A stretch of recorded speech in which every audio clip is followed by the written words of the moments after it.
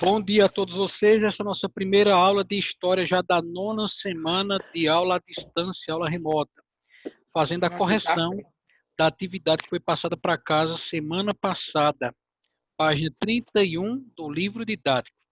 Primeira pergunta: qual é a relação entre a invasão de Napoleão ao território espanhol e os movimentos de emancipação política das colônias espanholas? Na página 31 mesmo, você tem essa resposta. Olha aí a imagem da página 31. Diz aí, o Anderson. Eu botei por causa das mercadorias, dos produtos. Apaga aí para a gente corrigir. Guilherme ia falar? Eu botei a queda do rei Fernando VII e o poder de José Bonaparte ao trono. Isso é o que é a imagem justamente que você tem na página 31. A invasão da Espanha por Napoleão e a destituição, a tirada do trono do rei espanhol. Mas foi por que isso aí mesmo? Qual a relação entre a invasão de Napoleão ao território espanhol e os movimentos de emancipação? Aí você bota: o rei espanhol foi tirado do trono e os colonos lutaram pela libertação. Beleza? Então tem que mencionar. Você pode dizer com outras palavras, sinônimas, mas tem que mencionar a tirada do rei do trono. Diz aí o Anderson. Botei que era meio com a comunidade, porque são eles quem mandam. Os crioulos. Não é eles que mandam no rumo. Sim, aí você vai dizer o seguinte, ó. Com a tirada do poder, os crioulos lutaram pela emancipação. Com a tirada do rei do poder, os crioulos lutaram pela emancipação. Crioulos ou colonos vai ser sinônimo aí, tá certo? Tá bom. Beleza. Segunda pergunta. Nas sociedades estabelecidas nas colônias espanholas, quem eram os crioulos? E agora? Espanhóis nascidos nas Américas. Como é, Guilherme? Espanhóis nascidos nas Américas. Espanhóis nascidos na América. Tá sabendo ler aí na tela, hein? Boa. Não, eu tô lendo aqui no meu. Valeu. Corretíssimo. Eu vou ter que adicionar antes, que é o que eu pensava que estava na segunda já. Meio que uma comunidade, porque são eles que mandam. Agora veja só. Esse mandar, aí, entre aspas, diz Guilherme. Aí na importância deles na política, eu botei... Tentaram criar sua própria política. Boa. Quem eram os crioulos? Filhos de espanhóis nascidos na América. A importância que eles... Olha a pergunta. A importância nos processos de emancipação. O que é que os crioulos têm a ver com essa luta pela liberdade política? Foram eles que levaram adiante a luta pela liberdade política. Quem eram os crioulos? Espanhóis nascidos na América. Com a importância, foram eles que lutaram pela independência. Então, você pode ter dito com outras palavras, mas mais ou menos essa é a ideia da resposta. Continuando na página 32 do didático, nós vamos ver aí a independência do México, que antes de ser México chamava-se Vice-Reino da Espanha. No mapa da página 30, você tem aí ao noroeste do mapa o México, que antes de ser México, Vice-Reino da Espanha.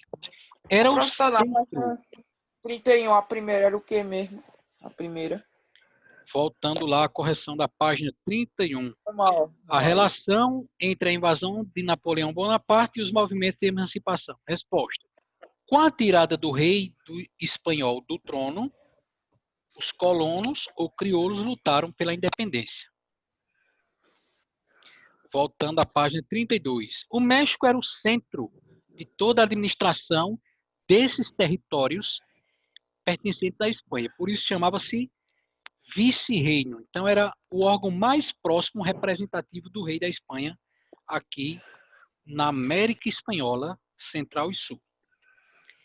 Indígenas e mestiços vão se reunir, vão se juntar nessa luta pela emancipação, que vai começar ali em 1810. Quem vai ser os líderes que vão lutar pela criação do México? Os padres Miguel Hidalgo e Costilla, uma pessoa só, que nessa guerra pela independência foi capturado e morto em 1811, e também o outro padre José Maria Morelos e Pavón, também uma pessoa só, morto em 1815, no meio da luta pela emancipação, e um outro líder, o camponês Vicente Guerreiro. As reivindicações, veja aí, a partir da terceira linha. Quem lê? O quê? Fazer o quê? A partir da terceira linha do segundo parágrafo. As reivindicações do movimento. A rebelião. A rebelião que reuniu indígenas... Não, cara, até a partir da terceira linha, o Anderson. As reivindicações... As reivindicações do momento e uma lei da emancipação política. Seus participantes também, alquero, é como Almejavam, alque... Não, o outro é seus participantes alquerreiro. também almejavam Eu buguei aqui a minha mente, bugou. Buguei, reformas pera. sociais, quarta linha, Almejavam reformas sociais. Como o fim da exploração de mão de obra indígena, reforma agrária e o fim das distinções jurídicas entre as pessoas. Essas mudanças, no entanto, contrariavam os interesses da elite crioula, que desejava se tornar independente da Espanha, mas sem alterar a estrutura social na região. Assim, os membros dessa elite manteriam a prioridade da terra e o direito de explorar a mão de obra indígena. O general Austin de Iturbide Crioulo combateu a revolta indígena. Então, veja, mesmo esse grupo mencionado lá nas 3 primeiras linhas, indígenas, mestiços, padres, o camponês, esse grupo divergia entre os interesses, certo? A gente vai lutar pela independência do vice-reino da Nova Espanha. Tornado independentes, vamos criar aí o México. E aí, nesse novo país, quem vai ter privilégio? A escravidão vai ser mantida? Os índios terão direitos? Esse grupo divergia, não entrava num consenso, porque a elite crioula queria combater a elite dos chapetones, os Era espanhóis uma briga. enviados diretamente pela Espanha, mas queriam assumir o controle sem fazer mudanças sociais, sem dividir os privilégios e os direitos com a classe mais pobre. Em Era 1800, uma guerra dos era uma guerra, mestiços. Dos me- Que os mestiços, os crioulos, chapetão, tudo brigando, né? tudo brigando. Aquele balai, chamado Balai de Gato. Em 1821, Iturbide, outro camarada aí, tomou para si o título de imperador, embora sua atitude assegurar a permanência dos crioulos no poder gerou um problema, porque entre os crioulos, além das divergências que foram citadas acima, os direitos vai ser para todo mundo ou só para alguns? Haviam crioulos que queriam uma república para o novo país, enquanto que o Iturbide criou o México assumindo o título de imperador, mantendo a monarquia aí. Em meio a esse embate, o Iturbide foi assassinado pelos crioulos que queriam, no lugar para o novo país, no lugar da monarquia, uma república, e colocaram aí como primeiro presidente do México Guadalupe Victoria, embora tivesse nome de mulher, era um homem. Bia, deixa eu te perturbar no chat. Veja agora essa imagem aí da página 32 ainda. Então nós temos que fazer uma análise sobre essa pintura do Diego Rivera. Aí nós vamos deixar o livro aberto, tá? Entre a página 32 e 33, porque a imagem nós temos ela no final da página 32, mas a análise dela nós temos lá em cima da página 33. É uma obra que mostra a exploração do povo do México pelos espanhóis. Na parte inferior, essa segunda parte aqui da imagem, ó, você vê que existe uma pequena, quase que invisível linha imaginária aí dividindo entre a parte de baixo e a parte de cima da pintura, não tem? A escória e a elite. Isso. Boa. Que palavras bonitas, Guilherme. Parabéns. Na parte de baixo, nós temos aí a escória. Olha que palavra bonita. A luta pela posse de terra. Você vê indígenas brigando com os espanhóis de armadura, indígenas tudo caracterizado com as suas roupas simbólicas e tudo mais. Ao guerreiros que seguram na parte de cima agora. Terceira linha do segundo parágrafo da página 30. Estamos deixando a imagem projetada na tela e lendo a análise que está no início da página 33. Na parte de cima nós temos ali um guerreiro. Temos a ampliação, né, também da imagem aí, segurando além de uma arma, um pé de milho, símbolo da terra e da luta armada. Ele está como que discursando para o observador da obra, no caso para vocês e para mim. A luta pela reforma agrária, simbolizada aí pelo pé de milho, e uma sociedade mais justa e igualitária, que, como o Anderson disse, era uma das brigas lá do que não criava um consenso entre o grupo dos crioulos. Primeira perguntinha que nós temos na página 33 sobre essa pintura, por isso vamos deixar ela projetada aí. Qual é o tema retratado pelo pintor Rivera? A diferença entre opiniões entre os crioulos, que queriam a liberdade política de todos, e outros que queriam manter a sociedade do jeito que está, mas só com alguns ascensão ao poder.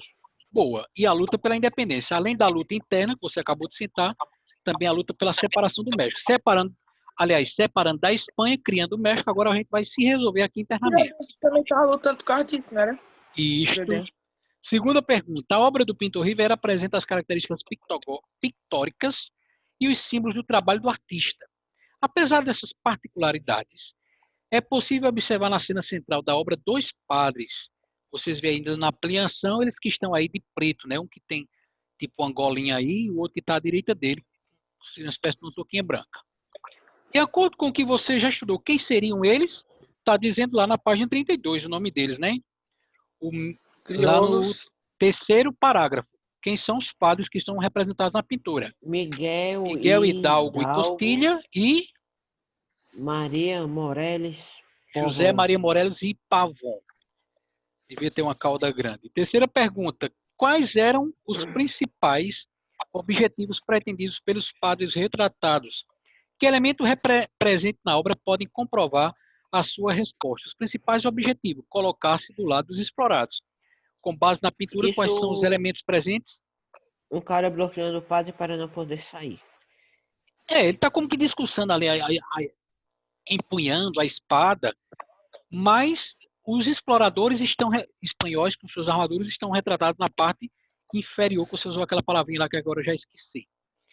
Enquanto que os padres eles estão do lado aí dos explorados, na parte de cima ali, o povo com a faixa, a população pobre, a escória, né? Explorada na parte de baixo e defendida pelos padres na parte de cima da pintura.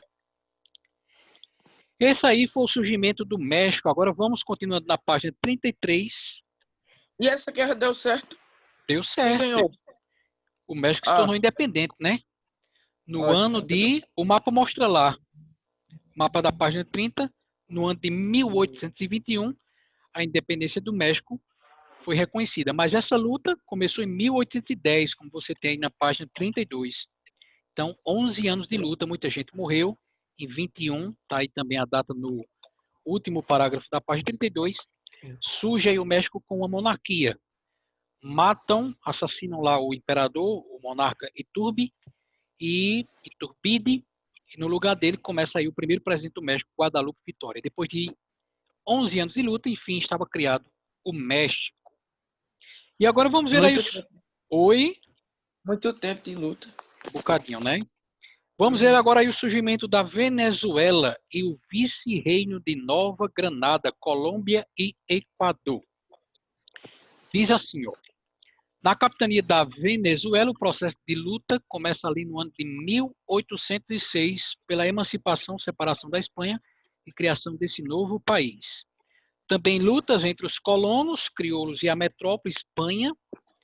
A independência só ocorrida aí 5 anos depois, em 1811, pelo general Francisco de Miranda. A Espanha, é claro, não vai aceitar. O Miranda vai ser capturado, morrendo na prisão, e em seu lugar vai assumir Simão Bolívar, que já liderava o movimento pela independência no vice-reino de Nova Granada. E agora ele foi lutar aí pela independência da Venezuela. Esse camarada Simão Bolívar, a gente já mencionou ele lá na abertura do capítulo. Na abertura do capítulo 7, você tem um fragmento de um discurso dele. E ele vai ser muito importante para a criação desse... Simão Bolívar, olha ele aqui, ó. Simão Bolívar. Na tela de vocês vão ter ele aí. Olha aí, um painel lá em algum país latino-americano. Alguém passando aí pela pintura do Simão Bolívar. Vê se vocês veem aí projetada na tela. Também outro painel do grande Simão Bolívar. Venezuelanos e colombianos. Ele lutou pela independência de vários países para torná-los independentes da Espanha. Outro painel em algum outro país aí, ou Venezuela ou Colômbia, em homenagem a ele, alguém passando por entre o painel. Olha aí, ele tendo atrás de si as várias bandeiras dos vários países que ele ajudou a separar e tornar independente da Espanha. Sim. Bolinha. Isso tem coragem. E aí o que seria a reconstituição do rosto dele? Quem tem a assinatura da Netflix, existe uma série de 60 episódios sobre a vida do Simão Bolívar. Eu não tenho coragem de ver uma de 10, imagina de 60. Eu Só, comecei, professor. eu comecei maratonar Ma- ontem, Vanessa, em homenagem a vocês. Quando eu terminar, vou passar um resumo. Eu já assisti uma que tinha 75 episódios só na primeira temporada. É menos que Grey's Anatomy, né? Então, Não Simão assisto. Bolívar, um dos nomes mais importantes. Terceiro parágrafo aí, dessa partezinha. Quem ajuda a ler? Na É, Capitania no- Geral. Não, É? da Capitania Geral da Venezuela. Terceiro parágrafo. Simão Bolívar. Na Capitania Geral. O Terceiro último, parágrafo. o último, Anderson. Simão Bolívar é um Simão dos nomes. Bolívar é um dos nomes mais importantes do processo emancipatório espanhol. Ele fez alianças com membros da elite crioula, em especial grandes proprietários de terras. Em 1817, reiniciou a guerra pela independência, liberando a Venezuela em 1819. Seu desejo, no entanto, era acabar com o domínio espanhol sobre todo o vice-reino Nova Granada, o que levou a iniciar uma marcha pela região promovendo lutas em prol da libertação da Colômbia e do Equador, Isso. conseguidas, respectivamente, em 1819 e em 1822. Esses três países formaram, em 1823, a Gran Colômbia. No entanto, romperam essa unidade, tornando-se estados soberanos. Então, quais são as informações que o nosso amigo Anderson leu e a gente pôde acompanhar? Simão Bolívar torna independente a Venezuela no ano de Que eles fizeram uma marcha, né? 1819. Ele vai aí partir para o reino da Gran Colômbia, que na época era Colômbia e Equador, e vai tornar também essas regiões independentes. Que Eles inicialmente vão fazer uma marcha de guerra, né? Tipo, vão sair marchando Isso. encontrando guerra. libera primeiramente a Venezuela, 1809, vai agora seguir ali para liberar a Nova Granada, que na época era Colômbia e Equador. Depois, é claro, se tornaram dois países separados. E agora a gente desce mais ao sul e vamos chegar ao que antes era o vice-reino do Rio da Prata, que conforme mostra lá o mapa da página 30, se tornou 4 países: Bolívia, Paraguai, Argentina e Uruguai. Então, o vice-reino do Rio da Prata, localizado lá na extrema sul, vai começar a luta pela emancipação no ano de 1810, porém os crioulos ali vão reunidos no Cabildo, que era aquele órgão ali de governo, de reunião, para debater mudanças, vão entrar também em conflito entre si. Qual era o grupo dos cabildos mesmo? Era formado pelos crioulos. Os crioulos só podiam participar não do governo, porque o topo do governo só eram ocupados pelos chapetones, então eles tinham ali uma instância, um grupo de governo menor chamado de cabildo. Era o órgão de governo ali que reunia crioulos. O que vai acontecer nessa disputa do vice-reino da Prata, essa disputa interna, esse conflito entre si dos crioulos? O que vai acontecer? Segundo parágrafo, quem lê? Eu posso, se quiser, eu. Vai, como em outras. Guilherme começou, Como vai, as Guilherme. colônias que lutavam pela emancipação, elite crioula e os demais grupos de colonos discordavam a respeito da manutenção ou não da estrutura social colônia, pois a emancipação política. Alguns queriam mantê-la, garantida a permanência da elite crioula no poder. Outros acreditavam que o momento de independência era o ideal para colocar com qualquer vestígio de colonialismo. Essa ideia, considerada radical, foi derrotada. Então entendam bem, gente. A luta interna é entre crioulos e chapetones. Espanhóis nascidos na América, espanhóis vindos da Europa. Uma vez separada, agora a briga vai ser interna entre os crioulos. Por quê? Para essa luta contra os chapetones, eles vão contar com a ajuda da classe pobre também, dos indígenas, dos mestiços, de escravos. E aí a grande questão é, uma vez conseguida a emancipação, a independência, a estrutura social vai mudar, todos vão ter direitos ou vai continuar tendo alguma classe ali desprivilegiada? É essa briga que vai acontecer depois da separação, vai acontecer essa briga interna nesses territórios. Entre as divergências... Oi? Teve todo mundo a mesma importância política ou teve ainda essa divisão? Teve. E eles não separaram? As divergências a respeito de um governo centralizado ou não vão durar de 6 anos depois da libertação em 1810. Os argentinos declaram oficialmente sua independência da Espanha, vão formar o que seria antes da Argentina Províncias Unidas do Rio da Prata, que desejavam anexar o Paraguai, que não tiveram sucesso. O Paraguai segue como um país separado da Argentina. Faltava agora criar Bolívia e Uruguai. E aí nós... Professor, eles vão preparar por causa disso, é? Por causa de Isto... conflitos. Porque também a própria grupo dos crioulos querem mandar em tudo, e existem crioulos que não se aceitam também submeter às ordens de outros crioulos. Não existe lógica você separar do comando dos chapetones, que eram os espanhóis privilegiados vindos da Europa, e ficar obedecendo a um crioulo igual a si. Então essa disputa interna do poder pelos crioulos vai fragmentar a América Espanhola em pequenos países, ao contrário do Brasil, cujo território permaneceu Aí cada sempre em país vai ter um unidade. crioulo liderando, né? E isto. Agora, antes, na página anterior, vimos aí Argentina e Bolívia, aliás, Argentina e Paraguai. E agora, nessa página 33, nós vemos aí Uruguai e Bolívia. Em 1811, os paraguaios vão tomar o governo da mão de Velasco, representante, deixa eu baixar aqui um pouquinho, da coroa espanhola, e vão instituir ajuda governativa por 5 membros. O poder vai se concentrar na mão do crioulo Gaspar Francia. Então, veja, o Paraguai ele é criado 5 anos antes da Argentina.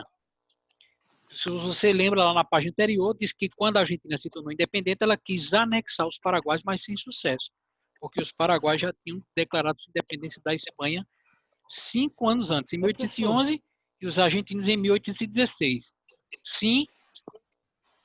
Eu vi aqui da página 7 que o senhor está aí. Já deixou corrupção até nessa época? Pois é. O Uruguai, por sua vez, vai enfrentar mais dificuldades. O Uruguai ele tem uma história muito interessante de independência, interessante e curiosa. Porque se você olhar lá no mapa, e você deve ter isso em mente, o Uruguai está ali bem no sul do Brasil. Então, pela divisão do famoso Tratado de Tordesilhas, essa parte do Uruguai ficaria para a Espanha. Acontece que em 1600 e alguma coisa, os portugueses fundam ali uma chamada Colônia do Sacramento.